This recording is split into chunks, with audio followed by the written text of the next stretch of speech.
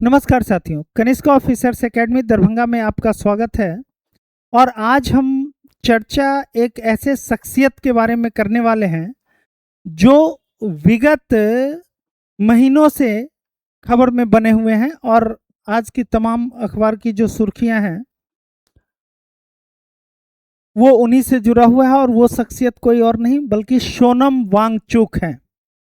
सोनम वांगचुक जो अभी भारतीय शिक्षा प्रणाली में सुधार को लेकर के, पारदर्शिता को लेकर के और परीक्षा में जो प्रश्न पत्र, नीट परीक्षा में जो प्रश्न पत्र लीक हुए हैं उसको लेकर के आमरण अनशन पर बैठे हुए हैं। तो आज के जो हमारे सबसे महत्वपूर्ण शख्सियत हैं सोनम वांगचुक, उनके बारे में आज अखबार में क्या क्या खबर रहा, चाहे वो हिंदुस्तान हो, दैनिक जागरण हो, दैनिक भास्कर हो, तमाम पेपर के आधार पर देखिए। पहला है कि वांगचुक की अस्पताल में वांगचुक को अस्पताल में भर्ती कराना मनमाना नहीं, सरकार को दखल देने का अधिकार। ये दिल्ली हाई कोर्ट का एक ऑर्डर है। एक याचिका के संदर्भ में ये ऑर्डर पारित किया गया था। आपको पता होगा कि सोनम वांगचुक को शनिवार यानी 18 तारीख को पुलिस के द्वारा धरना स्थल यानी जंतर मंतर से उठा करके और उनको दिल्ली के सफदरजंग अस्पताल में भर्ती करा दिया गया। और पुलिस के द्वारा उनको वहां से उठाकर और अस्पताल में भर्ती करा दिया जाना, इसको लेकर के एक याचिका दायर की गई, जिसमें ये कहा गया कि भाई इसमें पुलिस जबरन जो है सो उठा करके उनको ले गया और हॉस्पिटल में भर्ती कर दिया। दो याचिका इसके बारे में दर्ज था, एक कि उनको निजी अस्पताल में भर्ती कराया जाए और दूसरा जो सरकार का हस्तक्षेप हुआ इसमें कि उनको जबरन उठा करके ले गई, उस पर सुप्रीम कोर्ट हाई कोर्ट ने क्या कहा कि नहीं, सरकार को दखल देने का अधिकार है। ठीक है, सरकार को वांगचुक को अस्पताल में भर्ती कराना मनमाना नहीं, क्योंकि याचिकाकर्ता ने इसको सरकार की मनमानी करना बताया था, तो कहा मनमानी नहीं, सरकार को दखल देने का अधिकार है। ठीक है। और दूसरा कि दूसरा खबर देख लीजिए, सोनम को हाई कोर्ट से राहत नहीं, सीजेपी के संसद मार्च पर पहरा। दूसरी ओर आज सोमवार यानी कि 20 तारीख, ठीक है, 20 जुलाई से संसद का मानसून सत्र प्रारंभ हो रहा है और इसी दिन कॉकरोच जनता पार्टी के द्वारा संसद तक मार्च करने की घोषणा की गई थी, जिसको लेकर के दिल्ली पुलिस की पूरी तैयारी है। और दिल्ली में बीएनएस की धारा 163 को लागू कर दिया गया है, अर्थात जहां पर कोई जुलूस, धरना, प्रदर्शन आप नहीं कर सकते हैं। तो पूरी तरह से दिल्ली को उस रूट को पुलिस छावनी में बदल दिया गया है जिधर से ये जुलूस जाने वाली थी। फिर एक है कि निजी अस्पताल नहीं भेजे जाएंगे सोनम वांगचुक। एक याचिका में यह भी कहा गया था कि उनकी पत्नी जो गीतांजलि वांगचुक है, उन्होंने कहा था कि भाई हमको सफदरजंग अस्पताल पे भरोसा नहीं है, हम इनका उपचार निजी अस्पताल में करवाना चाहते हैं। उसको लेकर के भी हाई कोर्ट ने अपना टिप्पणी दी कि निजी अस्पताल नहीं भेजे जाएंगे सोनम वांगचुक। और हाई कोर्ट ने डॉक्टर के सजेशंस पर, ठीक है, डॉक्टर के सलाह पर अपना यह निर्णय दिया है। वो पूरी तरह से डॉक्टर के मतलब वांगचुक को पूरा चिकित्सकीय परामर्श जो है उसके आधार पर हाई कोर्ट ने ये निर्णय दिया है। इसके अलावा बीएनएस की धारा 163 लागू कर दिया गया है। वांगचुक को सरकारी अस्पताल ले जाना मनमानी नहीं, हाई कोर्ट, इसमें भी यही खबर है। थोड़ा सा जो सफदरजंग हॉस्पिटल के द्वारा जो बुलेटिन दिया गया था, उनका हेल्थ बुलेटिन था, तो उसमें गीतांजलि ने आरोप लगाया कि पोटेशियम का लेवल जो है वो वांगचुक का बहुत नीचे गिर गया है, 2.9 पर है, ठीक है। और इसको लेकर के वो कह रही थी कि हमको इस पर भरोसा नहीं है, ठीक है। तो सबसे जो एक सवाल है कि आखिर ये सोनम वांगचुक हैं कौन और इन दिनों ये चर्चा में क्यों है, ठीक है। सोनम वांगचुक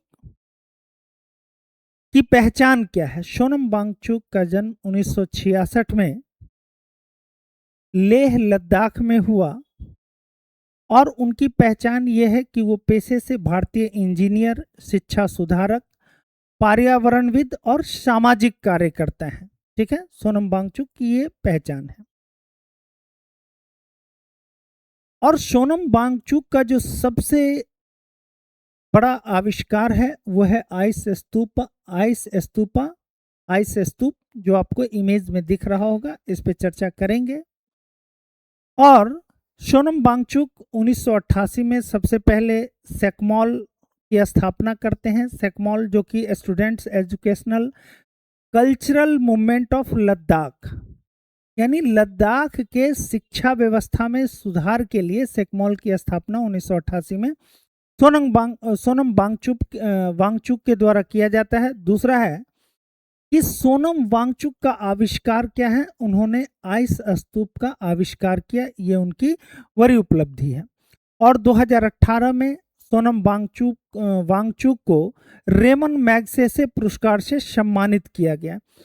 3 इडियट्स फिल्म में जो फुनसुक वांगडू का रोल आमिर खान के द्वारा निभाया जा रहा है, दरअसल वो सोनम वांगचुक के किरदार पर ही आधारित है। हालांकि उस फिल्म में का पूरा जो कहानी है वो सोनम वांगचुक के जीवन पर आधारित नहीं, बस अंत के कुछ जो सीन हैं वो सोनम वांगचुक के जीवन पर आधारित है, जिसमें वो इंजीनियरिंग करने के बाद वो पहुंच जाते हैं अपना लेह लद्दाख। तो वर्तमान में चर्चा में क्यों है सोनम वांगचुक? तो सोनम वांगचुक जो नीट परीक्षा हुआ, नीट परीक्षा में जो प्रश्न पत्र लीक हुआ, उस प्रश्न पत्र लीक को लेकर के जो वर्तमान में भारत के शिक्षा मंत्री हैं धर्मेंद्र प्रधान, उनकी रेजिग्नेशन की मांग कर रहे हैं। और साथ ही साथ भविष्य में इस तरह की पुनरावृत्ति न हो, शिक्षा प्रणाली को सुधारा जाए, पारदर्शिता हो, इन सब को लेकर के वो अनशन पर बैठे हुए हैं। और 18 तारीख को पुलिस उनको एकदम से कहें कि पूरा नाटकीय अंदाज में पुलिस डॉक्टर के वेश में आती है और उनको ले जाके सफदरजंग में एडमिट कर देती है। हालांकि वो अभी भी अनशन पर ही हैं, लेकिन अब वो एक चिकित्सकीय परीक्षक टीम के अंदर उनका पूरा उनकी जो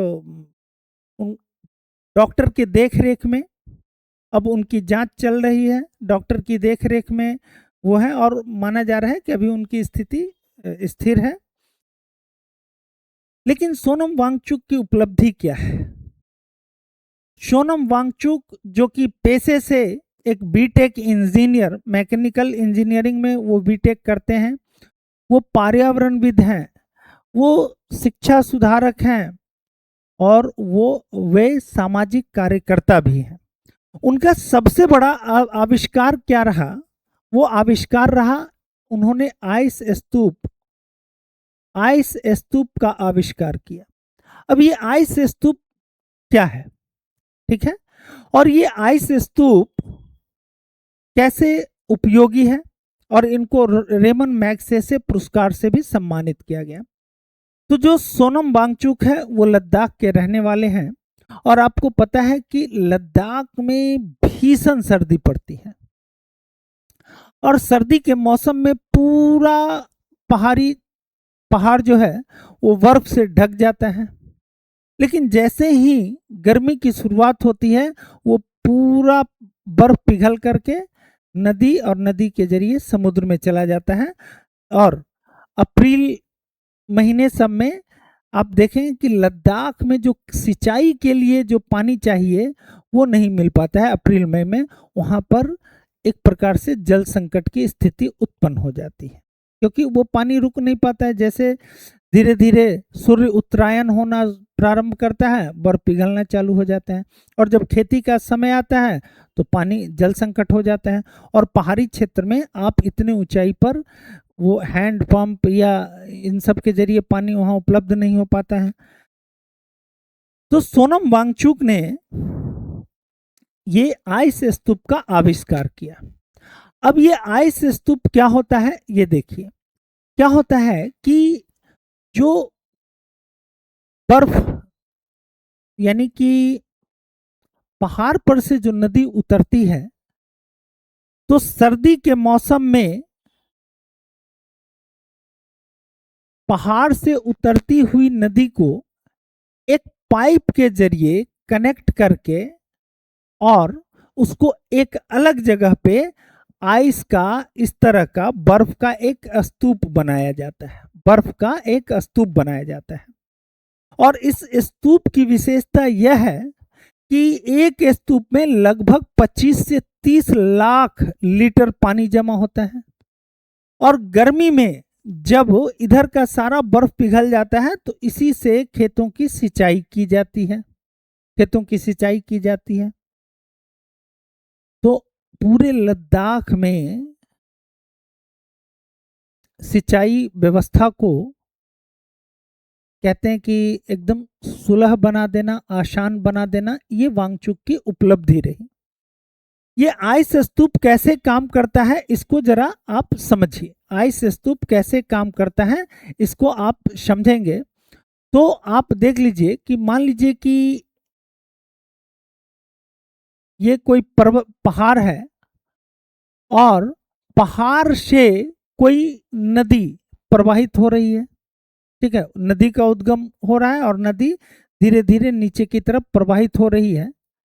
और ठंडा के मौसम में वो नदी भी जम जाता है और गर्मी जैसे ही प्रारंभ होता है पिघल करके सारा पानी नदी और समुद्र में। तो सोनम वांगचुक ने क्या किया कि जैसे मान लीजिए कि ये ऊंचाई से कोई नदी इस तरह से ढलान की ओर प्रवाहित हो रही है, तो सोनम वांगचुक ने इससे अलग हट करके, ठीक है, कोई ऊंचे जगह पे ये आइस स्तूप का निर्माण कर दिया। और गर्मी के मौसम में इसी आइस स्तूप से खेतों की फिर सिंचाई होती है। और इसमें बिजली या एसी-डीसी किसी तरह का करंट सप्लाई की आवश्यकता नहीं होती है, ठीक है, नहीं होती है।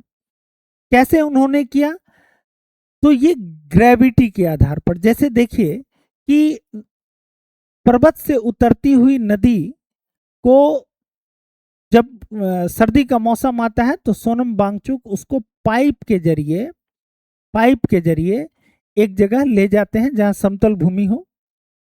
और इसमें ये चूंकि देखिए पानी ऐसे प्रवाहित हो रही है और यहाँ पाइप कनेक्ट किए तो पानी इधर की तरफ भी प्रवाहित हुआ। और ये पाइप स्प्रिंकलर से जुड़ा होता है। समझिए कि ये सरफेस है, ये पाइप स्प्रिंकलर से जुड़ा होता है, फव्वारा वाले से, ठीक है। बहुत सारे स्प्रिंकलर्स लगे होते हैं इससे। और ये पानी ग्रेविटी की वजह से ऐसे आके और फिर ऊपर चढ़ना शुरू कर देता है। और देख लीजिए कि यहाँ पर फव्वारा निकल रहा है, स्प्रिंकलर्स लगा हुआ है और उस स्प्रिंकलर के माध्यम से वो पानी छोटे छोटे ड्रॉपलेट्स में कन्वर्ट हो जाता है। और उस समय लद्दाख का टेम्परेचर लगभग माइनस में होता है, -10 -15 डिग्री सेल्सियस होता है। उसी समय ये जो फव्वारा होता है उससे जो पानी के जो ड्रॉपलेट्स गिरते हैं वो जैसे ही फव्वारा से बाहर आता है वो बर्फ में कन्वर्ट हो जाता है, ठीक है। वो बर्फ में तापमान अत्यधिक कम होने के कारण वो सीधा सीधा बर्फ में कन्वर्ट होता रहता है। तो इधर से जल जा रहा है और इधर से फव्वारा के जरिए जो पानी निकल रहा है वो सीधा बर्फ में कन्वर्ट होके एक ही जगह पे वो जमा होता रहता है। जमा होते होते, चूंकि इसको आइस स्तूप इसलिए कहा जाता है कि इसका स्ट्रक्चर स्तूप स्तूप के जैसा है, इसका स्ट्रक्चर स्तूप के जैसा है, इसलिए इसको आइस स्तूप कहा जाता है। अब ये आइस स्तूप धीरे धीरे करके ये एक बड़ा स्तूप का रूप धारण कर लेता है और एक स्तूप में लगभग 25 से 30 लाख लीटर तक पानी होता है। अब ये जल्दी पिघलता नहीं है। जब जिस समय खेतों की सिंचाई की आवश्यकता होती है उस समय तक ये धीरे धीरे पिघलना प्रारंभ करता है, जबकि आसपास के जितने भी आइस हैं, जो हॉरिजेंटल फैला हुआ बर्फ है, वो पिघल जाता है। ये इसको सोनम वांगचुक ने हॉरिजेंटली इस स्तूप को तैयार किया। क्यों? क्योंकि ये हॉरिजेंटल है, इसलिए ये एरिया कम लेता है। तो जो सूर्य का प्रकाश होता है उसको क्या चाहिए? एरिया ज्यादा चाहिए, और ज्यादा एरिया होगा तो इंसोलेशन अधिक होगा, इंसोलेशन अधिक होगा तो हीट ज्यादा होगा, हीट ज्यादा होगा तो वो बर्फ पिघल जाएगा। क्योंकि इसका एरिया कम है इसलिए इसको इंसोलेशन कम मिलता है, इसलिए यह देर से पिघलता है और ये धीरे धीरे पिघलता है। ठीक है, ये धीरे धीरे पिघलता है। तो ये उनका आविष्कार था। आइस स्तूप एक मानव निर्मित बर्फ का शंक्वाकार ढांचा है जो सर्दियों में नदी नाले में पानी को पाइप के माध्यम से ऊपर छिड़ककर बनाया जाता है। यह पानी जमकर बर्फ का स्तूप बन जाता है। गर्मियों में यह बर्फ धीरे धीरे पिघलता है और पानी के रूप में उपलब्ध होता है। यदि इसकी लाभ की बात करें तो सर्दियों में पानी को स्टोर करना, गर्मियों में सिंचाई के लिए पानी उपलब्ध कराना, भूजल स्तर को बढ़ाना, सूखे क्षेत्रों में जल संकट कम करना, पर्यावरण के अनुकूल और कम लागत तकनीक है इसकी। एक और इमेज से आप इसको समझ सकते हैं। ये इमेज है, इस इमेज के जरिए भी आप इसको समझ सकते हैं। ये देख सकते हैं कि चाहे नदी हो, नाला हो, उसके जरिए पाइप को जो है, नदी नाला से पानी को पाइप के जरिए क्या कहाँ ऊंचाई पर लाया जाता है, और फिर इसमें जो पाइप लगा रहता है उसमें स्प्रिंकलर्स लगा रहता है, जो देखिए छोटे छोटे पानी के बूंद को फव्वारा की तरह छोड़ता रहता है। और चूंकि तापमान वहाँ इतना कम होता है कि ये पानी जैसे ही इससे बाहर आता है वो बर्फ में परिवर्तित होकर के और एक ही जगह ये जमा होने लगता है। ठंड के कारण ये पानी जमकर शंक्वाकार ढांचा में या स्तूप के रूप में एक जगह जमा हो जाता है। पूरा सर्दी भर ये स्तूप धीरे धीरे इसी तरह से बड़ा होता रहता है, यानी ऊपर से भी और भी जो बर्फबारी होता रहता है उससे भी इसकी आकार बढ़ती जाती है, और गर्मी में ये धीरे धीरे पिघलता है और पानी की उपलब्धता को ये बनाए रखता है। तो ये सोनम वांगचुक की उपलब्धि है। वर्तमान में सोनम वांगचुक की जो ये मांग ये है कि शिक्षा व्यवस्था में पारदर्शिता होनी चाहिए, शिक्षा व्यवस्था में पारदर्शिता। और ये सच भी है साथियों कि यदि किसी भी परीक्षा में यदि प्रश्न पत्र लीक हो रहा हो तो ये व्यवस्था के लिए एक बड़ी असफलता मानी जाएगी। व्यवस्था मतलब जो लोग इसके लिए जिम्मेदार हैं, क्योंकि आप जान नहीं सकते हैं यदि प्रश्न पत्र लीक होता है तो हजारों लाखों परिवारों का सपना टूटता है, और उस सपने को मतलब इस तरह की घटना की पुनरावृत्ति न हो, इसकी लड़ाई सोनम वांगचुक लड़ रहे हैं।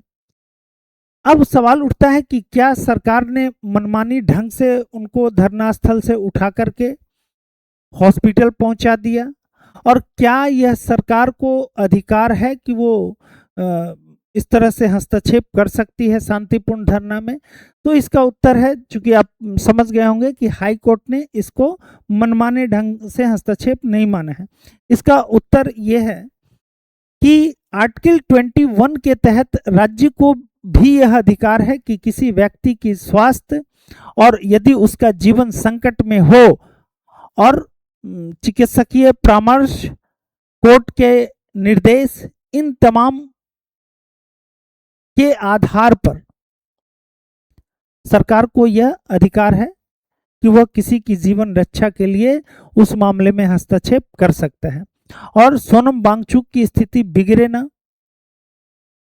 इसलिए सरकार ने ये कदम उठाया और उनको उठा करके उपचार के लिए सफदरजंग लेके गई। और यही सुप्रीम कोर्ट कह रहा है कि आर्टिकल 21 सरकार को यह राइट्स देता है कि किसी भी व्यक्ति का यदि जीवन संकट में है और डॉक्टर परामर्श दे रहा है, जैसे जीवन संकट, जैसे उनका इलेक्ट्रोलाइट्स लेवल जो है वो बहुत ज़्यादा बढ़ गया था, तो वो इससे जीवन संकट में आ जाता है। तो इसको लेकर के सरकार, सुप्रीम कोर्ट ने कहा कि बिल्कुल सरकार को यह अधिकार है आर्टिकल 21 के तहत, यदि किसी भी व्यक्ति का जीवन संकट में है और उसको उपचार की आवश्यकता है तो सरकार वहाँ हस्तक्षेप कर सकती है।